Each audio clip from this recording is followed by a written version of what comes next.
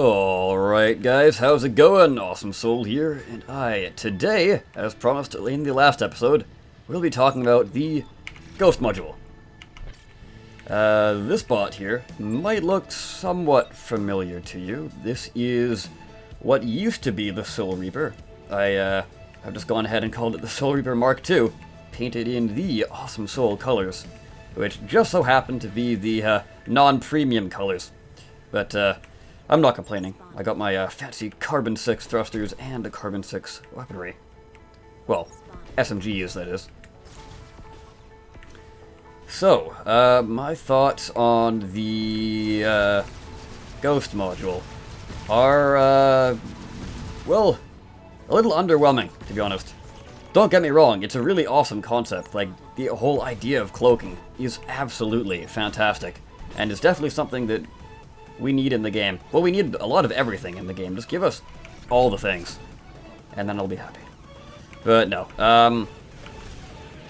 my problem with the, or one of my problems with the cloaker is it costs way too much power to use and maintain. Where am I being shot from? Ah, you good sir. Hello there. Oh, you are tiny. Wow. Oh, you must be the rank 2. And gone. Swatted like a poor little fly. But yeah, it takes way too much power to maintain it. You've only got 10 seconds to actually stay cloaked.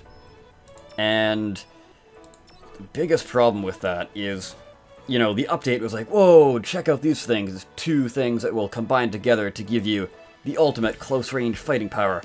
But I don't know about you guys, but the Ghost module coupled with the Ion Distorter, they just don't play well together. Because the Ion Distorter takes so much power to fire. Like, you get 4 shots, it uses 25% of your power.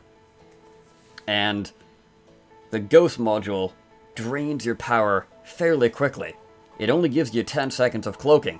But of course, while you're cloaked, you're, like, I don't know. You're just draining power way too fast. And then you get up to the enemy, and you can't even fire your weapon without having to manually turn off the Ghost module. I don't know. That's my take on the negative things, but I guess I will go into some of the more positive aspects of it. Because of course, it is a very cool module. So hold tight, and I will be right back. Okay, so what exactly are the positives of this little Ghost module here? Well, it's not that little, but you know what I mean. So it leads to some very strong lone wolf style gameplay. Like, you know, you can go around a corner and you gotta be very cautious with it because it is quite limiting on power, at least currently. But, you know, you hide behind a rock, you see somebody, and you're like, okay, better go get them. And you kind of have to wait for them to come to you. But it definitely gives you the upper hand, if used correctly. If you're starting out a fight and you're cloaked, you definitely have the upper hand. Especially if you just entered cloak. Like I was saying, you kind of have to wait for them to come to you. That seems to be the best way. Another thing, right there, it completely gets rid of all the locks that are on you. So, somebody trying to blast you with a missile pod, well, you can kind of just engage your Ghost module and run away. It is indeed very good at running away, as you saw there. Then again, I guess the Blink module is also quite good at doing so as well. And that's kind of something I wanted to point out. Currently, due to how limiting the Ghost module is, it's kind of taking the same role as the Blink module. Something that helps you get towards an enemy, and something that helps you get away from the enemy. They each have their own sort of unique take on it, but currently I would say that the Blink module is better at doing both of those things. So, how do I think it could be improved upon? I know I've said, let's talk about the positive things, but it was more so from an aspect of, it's a really cool module, it just needs to be tweaked and improved slightly, and then it would be super awesome. So, how could it be improved? Well, I would say it needs two main things, because the foundation is there. It's pretty much good to go. All you need to do is decrease the power consumption. So, instead of 10 seconds of cloaking, perhaps bump that up to, say, 15 seconds, somewhere around there. And also lower and or completely remove the cooldown of it.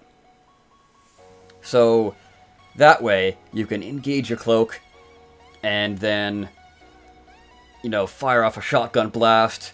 Maybe you're like, oh crap, this guy is far too tanky for me, and his friends are coming, better just re-engage my cloak and run away.